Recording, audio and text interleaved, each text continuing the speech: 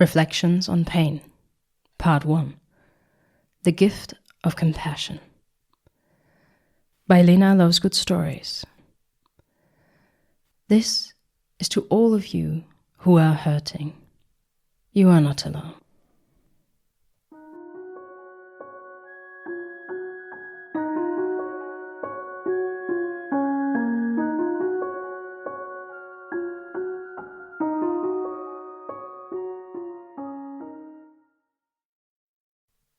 Two or 3 months into the pain, I started seeing the others. Once I had started, I found that I could not unsee. They were everywhere, and now I was one of them. My first was an elderly woman at Piccadilly Circus. In a place where people are crawling thick and busy as ants, she was painstakingly slow. She was all alone. The ants bustled around her, as if she was a dry leaf, as if she did not exist at all. I walked behind her. Usually, before the pain, I would have hurried past, arrogant, ignorant, self-absorbed. Now I adjusted my pace to hers, saw her.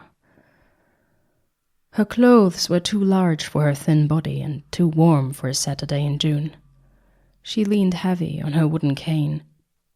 I looked closer, perceived the hesitation before each lifting of her right leg, her impatience to put it down again, a long step with the other. Pause. Repeat. I can still feel how my chest tightened as I watched her. The invisible, suddenly jarring in its clarity. The world narrowed until there was only the three of us. Me, her, and her pain. I followed her a good 10 minutes, while each of her steps resonated with my body until I felt her pain as my own. I wondered what it was like to be her, whether she always hurt or only when she walked, whether there was joy in her life. After this incident, my eyes were changed. Suddenly, I saw them all. The frown in their faces, the imbalance, the burn scars, the tightened jaws, the limping. I had been surrounded by the pain for my entire life, and they had been invisible, until I was one of them. There was the man who stopped in front of a shopping window, gasping, perspiration beading on his temples, feigning interest in the displays to snatch a short repose and catch his breath. Chronic asthma. There was the bold girl with the piercings and the dark circles under her heavy-lidded eyes. Cancer. There was the hesitation of the grandmother in the supermarket before she lifted her goods onto the counter. Arthritis. The boy, 10 years or even younger, with his mother, whose knee buckled in an unhealthy way with each step he took. That kid only has one leg, I realized, and the thought was like lightning and thunder, leaving me stricken and overwhelmed with the injustice of the world.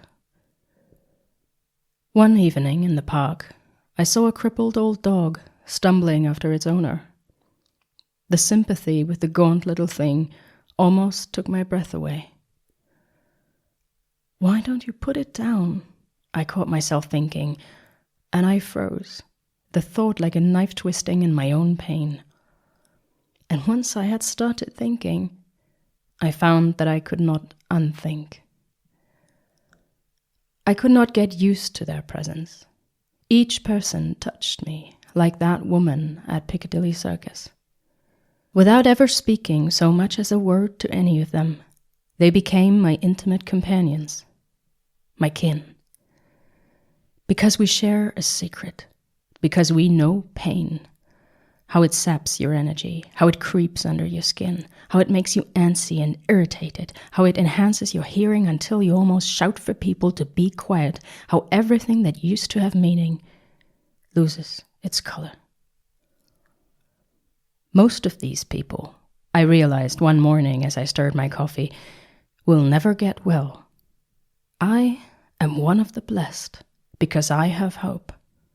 Most of them don't. What must it be like for them? And my heart fluttered and beat its delicate little wings and flew out to them.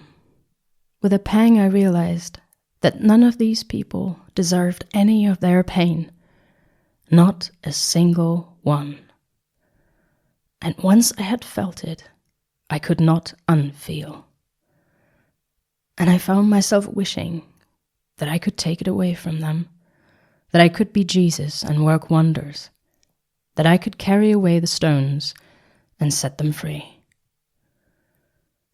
And I am grateful for my pain. Do not misunderstand. I hate my pain. I despair of my pain. I wish I was free of my pain. But it has also opened my eyes. It has also brought me the gift of compassion.